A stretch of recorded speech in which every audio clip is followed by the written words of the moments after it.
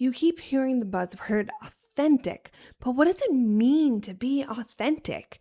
I mean, really, like, obviously, it means be you, be who you are, but that is such a surface level answer. So today, I want to talk about what it means to be authentic. So, welcome back to the Family First Entrepreneur Podcast. I am your host, Heather Blake. Now, I am a mother of three. When I first started my first business, I was actually still in high school. But when I took my first business seriously, I was a single mother of one. Now, multiple businesses later, here I am, and I am a mother of three. So, how do I be authentic? Does, do my kids play a role in that? And the biggest thing I have to say about my kids and me being authentic is not sugarcoating anything about being a parent. Being a parent is tough, and running a business is tough. So you put those things together, and that's one of the reasons why I make this YouTube channel, because I know a lot of the advice out there that people are giving you doesn't feel like it applies to you because you're a mom with one or multiple children running a business, and a lot of that advice feels like it's irrelevant. And that's why I really decided that, I always wanted to teach people. Well, not always, but I love teaching people. And in the last few years, I've realized that I love teaching people about business. I had been doing it prior to that, but I just didn't realize that's what I was doing. And so I was like, okay, I'm going to teach people about business and help people set up their businesses. But when I really got thinking about it, like, I want to help people like me, those moms out there who are trying to get freedom, who are trying to earn money so they can be better moms and have the flexibility to be the mom and the business owner running a successful business. So, what does it mean to be authentic as a mom? Um, in my opinion, it means talking about being a mom. It means not sugarcoating and not overplaying or downplaying anything about being a mother and how that affects you as a business owner. Sometimes to me, it means sharing about my children specifically. Sometimes it means, vague information about my children or the occasional photo or video with my children in them. I am not out there to put all of my kids' information out there. That's not what I want to do. That's their place to decide how much information they want to share. And I share photos and videos of my children with their permission. Like, I have a video on my Instagram with me and my youngest dancing, I think a couple years ago, maybe it was last year. And I got her permission to post that video before we even filmed it. Now, we have some family photos that I use often. They're older because, well, that was the last time we did family photos, and I have their permission to share those, but I don't have permission to share photos from every day. So, to me, being authentic as a mother in a business doesn't mean oversharing. It doesn't mean I have to tell them everything about my life, but I tell stories and talk about the relevant information that is needed. Hey guys, I just want to take a quick minute to talk to you about this community that I'm creating, Moms in Business. It may or may not be called that, but that's who it's for. It's for moms who have their own small business and want a place where they can come together with people who connect with them, who feel the same things that they feel and understand what they are going through. It will also be a place where there can be free trainings and guest speakers and different things that we can help each other with and collaborate together to help grow our businesses. So if you're interested, go ahead and join the waitlist down in the link in the description. I hope to see you there because I really feel like this could be an amazing place for all of us here on the internet. back to the video. And I just want to give you permission to not feel like you have to overshare, that you have to give everything about your personal life out there. You do not have to do that at all. You can share a few things here and there. You can talk about being a mother. You can have that as one of like your core values as being a parent. But that doesn't mean that you have to tell everyone. And that doesn't make you inauthentic to keep information to yourself. It's just how it is. Hold on, I need a drink. Hold on, let's see. What's this message? Oh, my neighbor asking if the power flickered. Yes, as I was starting to film this, the power kept flickering. It is absolutely pouring out there right now. You keep hearing the word. Lights just totally flashed there right now. So here we go. Being authentic. It means not hiding that I have a life, that someone messaged me. It's not hiding the fact that my room, my studio, this is actually my portrait studio for my photography business that I'm now using as my office and my YouTube studio. And it's not hiding the fact that it's a bit messy sometimes. You can't see it, but on my desk in front of me is, let's see, we've got raffle tickets for the local youth and football and cheer, youth football and cheer.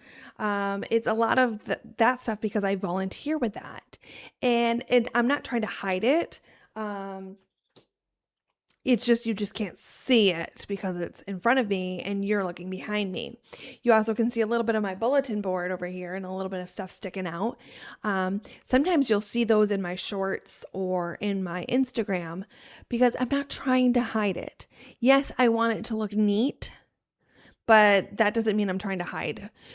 Because I don't want to come off as this person with a perfectly polished room.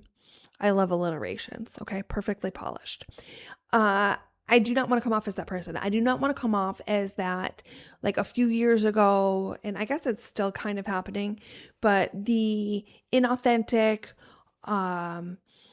perfectly soothing, perfectly, and I can't think of the word at the moment that they're all using right now, but I don't want to look fake, right? I want to appear to be real. I think right now we have two things going on that make people look inauthentic. We have AI, and this is definitely a video for a whole other day. However, I believe in using AI, but I don't believe in using AI for everything. I believe if you use it if you don't train AI to help you the way you want it to help it sound like you, then you come off as inauthentic. If you are using it to create videos, and this is the real conversation that I want to have in another video, but I'm going to mention it here. If you are making AI videos and ads, I actually think you lose trust from people. I can tell you that I lose trust in any company that uses AI generated videos to sell a product, because you are maybe not using real testimonials. They're AI generated with an AI generated person. Maybe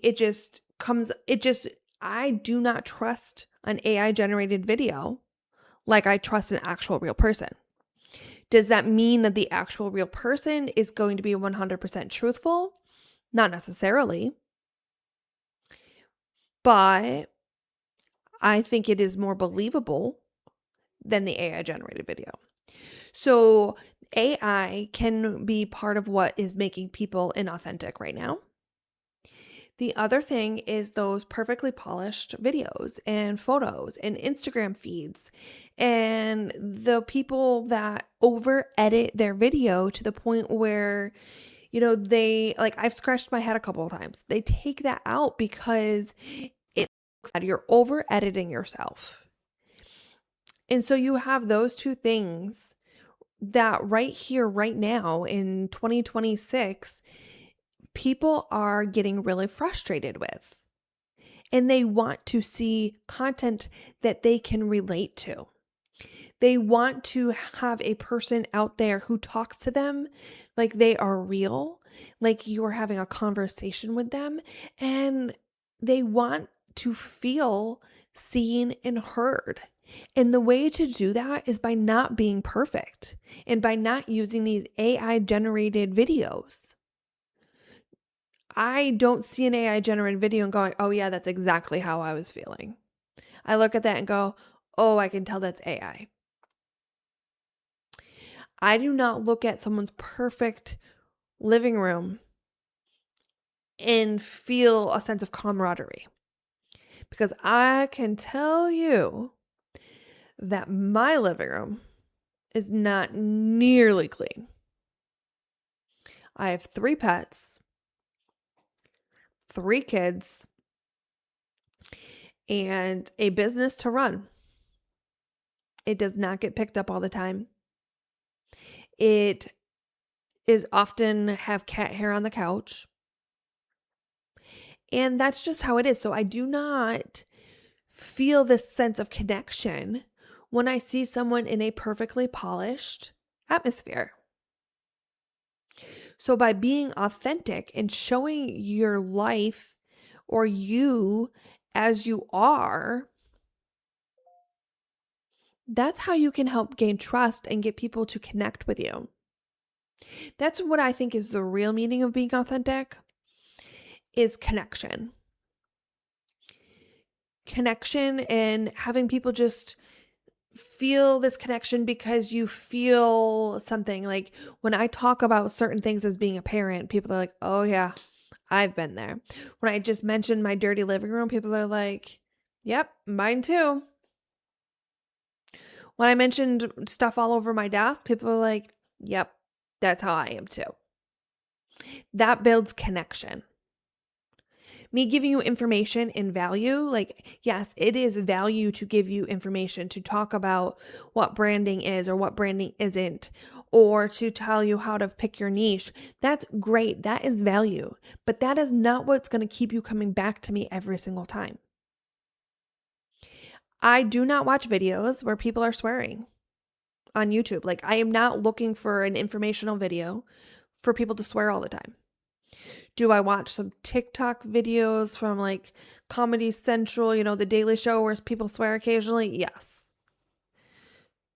But that's not what I come to my informational content for on YouTube. So I do not swear very much at all. So therefore, I am not going to swear on camera. I do not believe in putting on makeup just to create this front. So I'm not going to just put on makeup just to film a YouTube video or to take a photo for Instagram or for a Facebook meta ad that I might run. That's not who I am. And I don't want to give the impression that that's my focus. So I don't do it.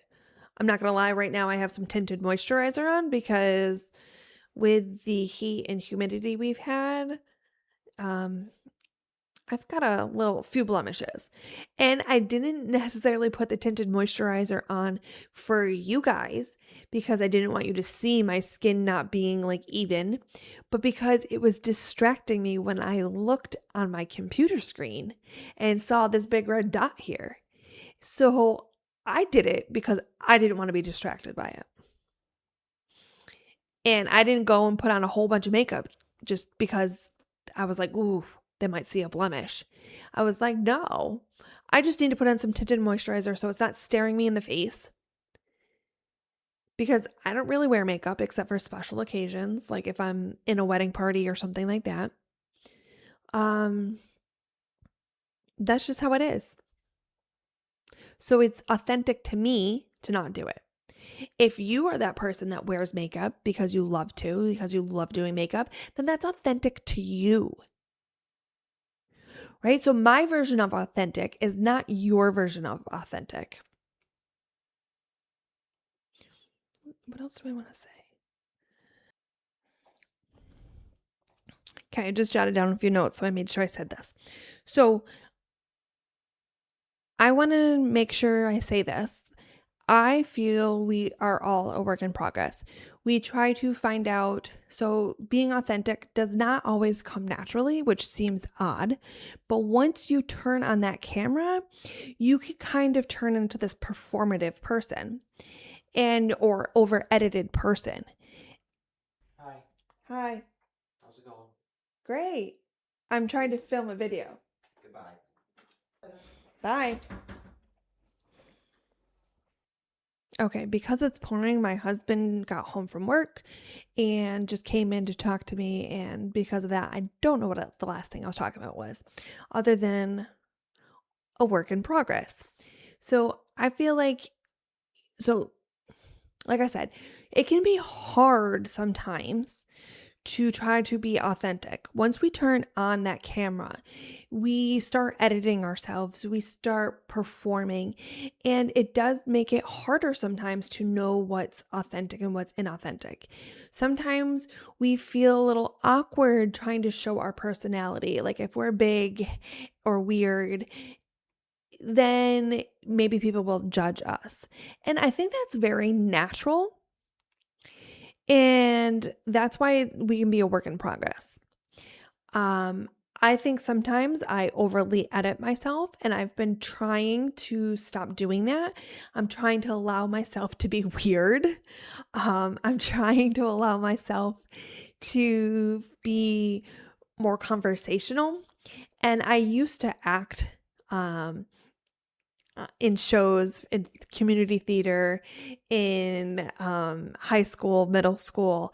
So I automatically kind of have this performative type of personality in me. So when I start recording, sometimes I go into that performance voice and, like, I'm recording now. And if this is what you want, then this is what you get. But it's not what you want. You want me to sound like me. You want to have a conversation with me. And that's why I love podcasts, because I get to feel like we're just having this conversation and it feels a little easier to not edit myself so much. But when I go to do a video where I'm trying to give you lots of value and how-tos and things like that, it comes out a little bit more. And that I am still struggling with a little bit, to make sure that I give more of my personality, that I do less performance for you and just be authentic. So I want you to know that it's okay to be a work in progress and to figure out what's authentic for you, what you want to share, what you don't want to share. It's a comfort level, but then at the same time, it's pushing yourself a little outside of that comfort zone. Right? I don't think we ever get better or push ourselves if we don't challenge ourselves and things like that. So your homework, because I love to give homework on the podcast, is to think about what's authentic to you, what you want to share, what you don't want to share, some of your personality traits that you really would love to show to people in your business, and to figure out how to push yourself out of the comfort zone while still maintaining what you don't want to share, I guess. So I'll see you next week on the Family First Entrepreneur Podcast.